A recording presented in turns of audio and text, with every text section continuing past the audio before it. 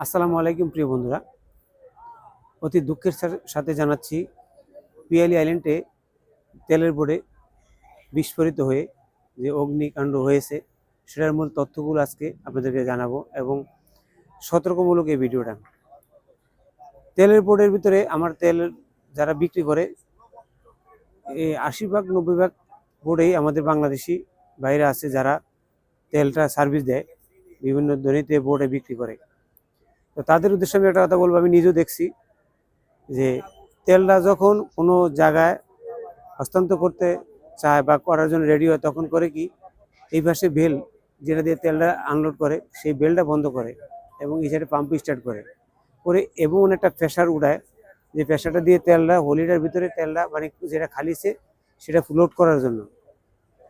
এই যে আপনি ওখান থেকে লোড দিতেছেন আপনার পাম্পুর সাথে জয়েন করা, পাম্পুর ভিতর দিয়ে কিন্তু ডিজেলটা আসতেছে, পেট্রোলটা আসতেছে পাম্পুর ভিতরে, যে পাম্পুটা দিয়ে পানি শিছে সেই পাম্পুটা তেল শিছে, এই তেলটা আপডেট করে ওইদিকে পাঠান, আপনি বোর্ডে বিভিন্ন জায়গায় পাঠান। এখন ওই জায়গাতে বন্ধ করা, তেলের মাথাটা বন্ধ করা, হলির মাটি বেল বন্ধ করে, এখানে বেল, এখানে আপনি পাম্প স্টার্ট করেছেন, লাইন দেওয়া, জোর আইসা ওইদিকে যাইতে পারে। যে পরিমাণ হাই স্পিড দিয়ে আপনারা এখানে তেলটা হলির ভিতরে ঢুকে দিচ্ছেন সেই পরিমাণের তুলনায় 1 ইঞ্চিও 1 সুতোও যাচ্ছে না।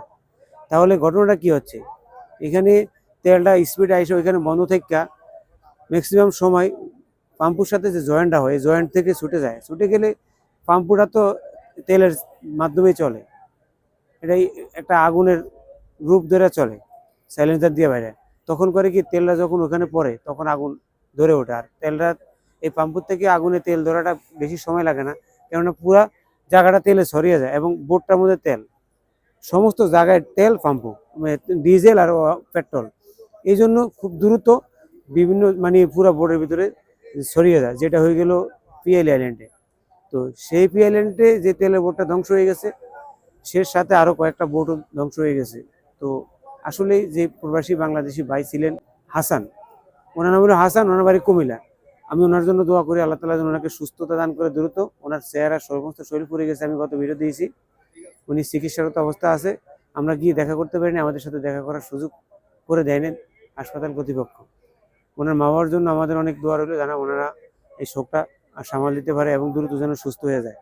তেলের বোর্ডে যারা কাজ করবেন এই ভিডিওটা আপনারা এই ভিডিও থেকে অনেক কিছু শিখে নেবেন। দেখেন ওইখানে এত জোরে পাম্পু বাড়াইয়া দিবেন না, এখানে যেহেতু না যেতে পারে বন্ধ থাকে তখন কিন্তু বাস্ট হওয়ার সুযোগটা থাকে বেশি। এই বাস্ট হওয়ার কারণে অনেক দুর্ঘটনা ঘটে।